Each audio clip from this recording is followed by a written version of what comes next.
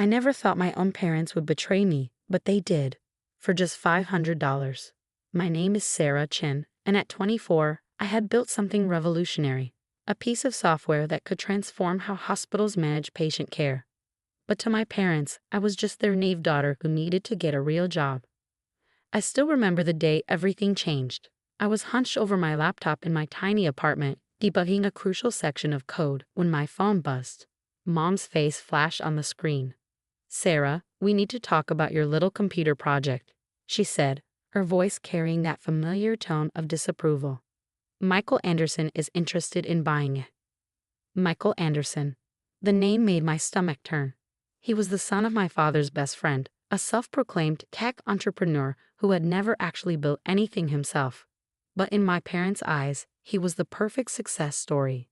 MBA from an elite school, connections in Silicon Valley, and most importantly, he was a man who understood business. "Mom, it's not for sale," I said firmly. "The software is almost ready for the pilot program. 3 hospitals have already." "Don't be difficult, Sarah," she cut me off. "You're just a girl playing with computers. Michael has real business experience. He can turn this into something legitimate." My fingers tightened around the phone. Just a girl. Those 3 words had followed me my entire life. When I taught myself coding at 12, it was just a phase. When I graduated top of my class in computer science, it was cute. When I started developing healthcare management software, working 18-hour days and living on ramen noodles, it was a waste of time. "The software is mine," I said. "I'm not selling." But my parents had other plans. The next day, they invited me to dinner.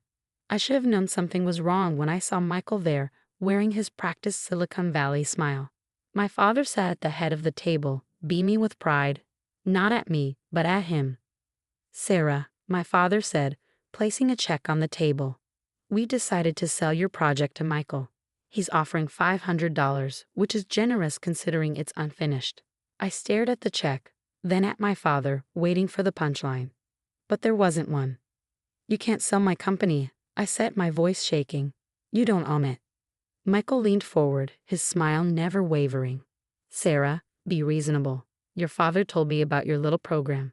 It's a good start, but you need someone with real experience to make it marketable, someone who understands the business world."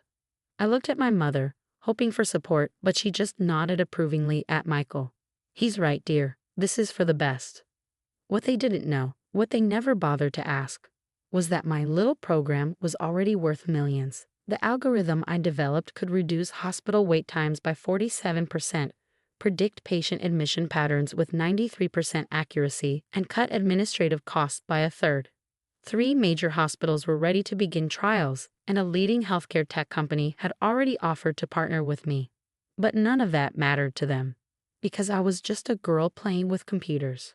I stood up, my chair scraping against the floor. "The software isn't yours to sell. I own the patents. I own the company, and I'm not signing anything." My father's face darkened. "Sarah, stop being childish. Michael is willing to give you a job at the company, a real job with benefits. You should be grateful." Grateful. The word hit me like a slap. I should be grateful that someone was trying to steal my life's work for pocket change. "Keep your check," I said, turning to leave. "And Michael? Good luck trying to steal my company. You'll need it." But I underestimated how far they would go.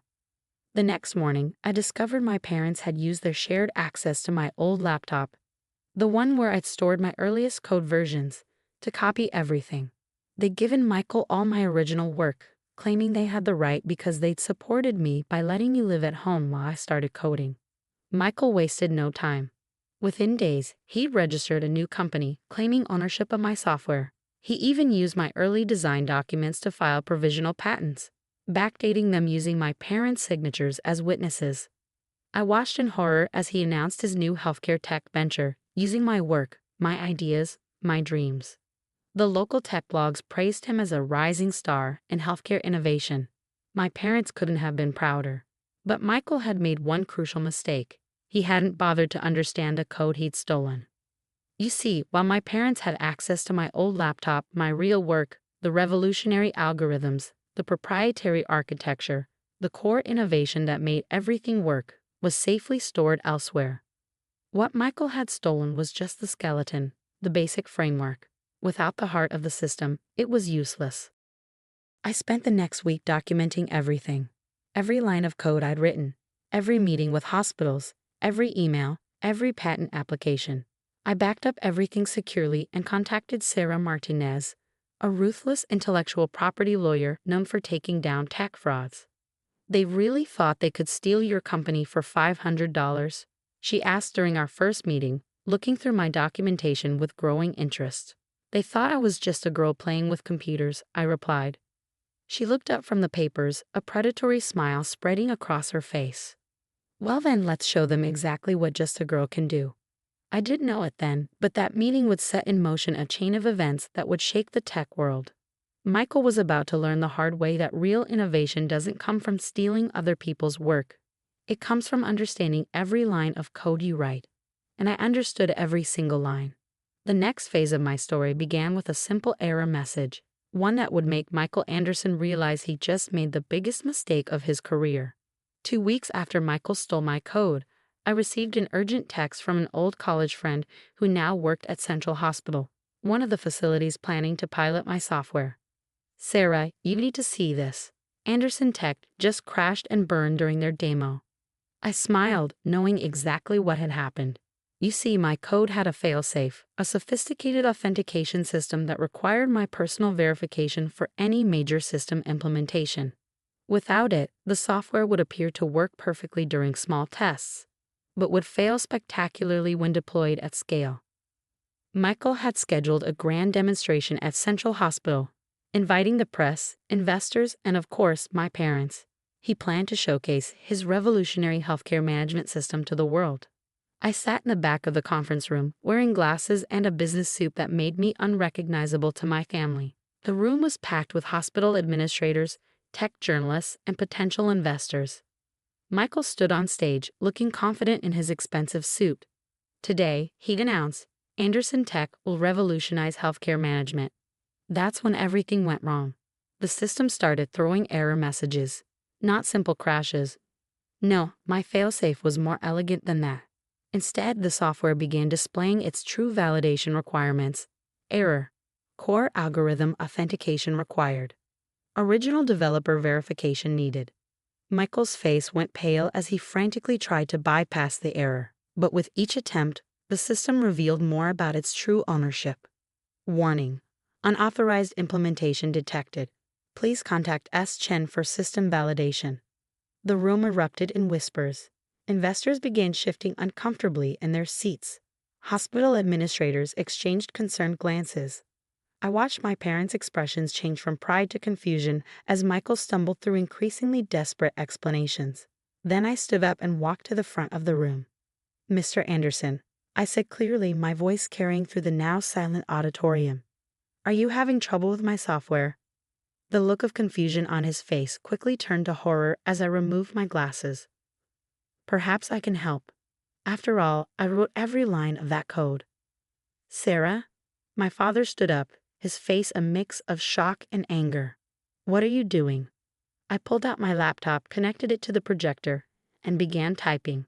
"I'm demonstrating who really created this software." With a few keystrokes, I authenticated the system. The error messages disappeared, replaced by the fully functioning platform I'd spent years developing. The room watched in awe as I showed them what the software could really do. Not just basic patient management, but predictive analytics, resource optimization, and real-time decision support. "This is the actual system," I explained to the stunned audience. "The one Mr. Anderson tried to steal for $500. I projected emails, patent documentation, and development logs onto the screen, evidence that proved I was the true creator. "And here's something interesting," I added, pulling up a final document. A cease and desist letter from my lawyer, along with a federal lawsuit for intellectual property theft. Michael lunged for the podium. "She's lying. Her parents signed over the rights to me." Sarah Martinez, my lawyer, stood up from her seat in the front row. "Actually, they didn't have any rights to sign over. Ms. Chen's patents and code were fully registered before you attempted to steal them. Would you like to explain to everyone here how you obtained her intellectual property?" The room erupted in chaos. Investors stormed out, pulling out phones to cancel their commitments. Hospital administrators huddled together, whispering about legal implications. Journalists started firing questions at Michael, who stood frozen on stage. My mother grabbed my arm. "Sarah, how could you do this? Michael was trying to help you." I gently removed her hand. "No, Mom. He was trying to steal from me, and you helped him because you never believed in me." But we were just looking out for you," my father stuttered. "You're just a girl?" I finished for him. "This just a girl built a system worth millions. The same system your friend's son tried to steal for the price of a cheap phone." I turned to the remaining audience members. "My name is Sarah Chen. I'm the founder and CEO of Careflow Technologies, and I'm looking forward to showing you what my software can really do, legally and under my leadership." The aftermath was swift and devastating for Michael. His investors pulled out, his reputation in the tech world was destroyed, and he faced serious legal consequences for intellectual property theft. My parents? They tried to backtrack, claiming they were just trying to protect me. But the trust was broken. How could I ever believe in their support when they'd so easily dismissed everything I built? 6 months later, I stood on the same stage, but under very different circumstances. Careflow Technologies had just closed a $50 million funding round.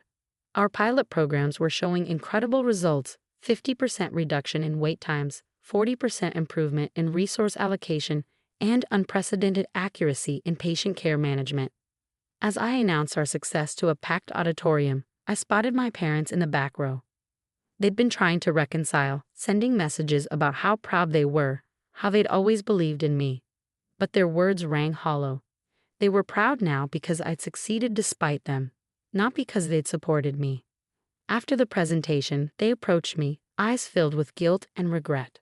"Sarah, honey," my mother began, "we're so sorry. We never meant to." I held up my hand. "I know you're sorry, but being sorry because I succeeded isn't the same as believing in me when I was struggling. Can't we move past this?" my father pleaded. "We're family." I looked at them thoughtfully. Family is supposed to support each other, not steal from each other. You chose to help Michael steal my work because you couldn't imagine your daughter being capable of real success.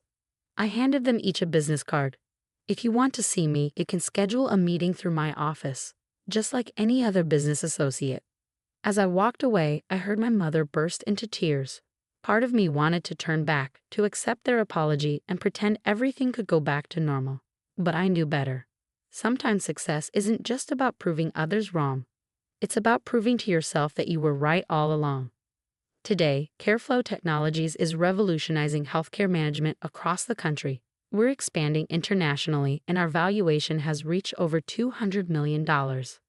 Michael Anderson, he's banned from the tech industry, his reputation in shambles. And that $500 check they tried to buy my company with?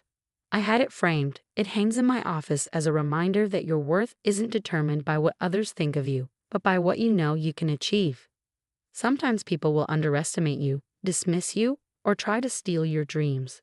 But if you believe in yourself and protect what you've built, success is the best revenge.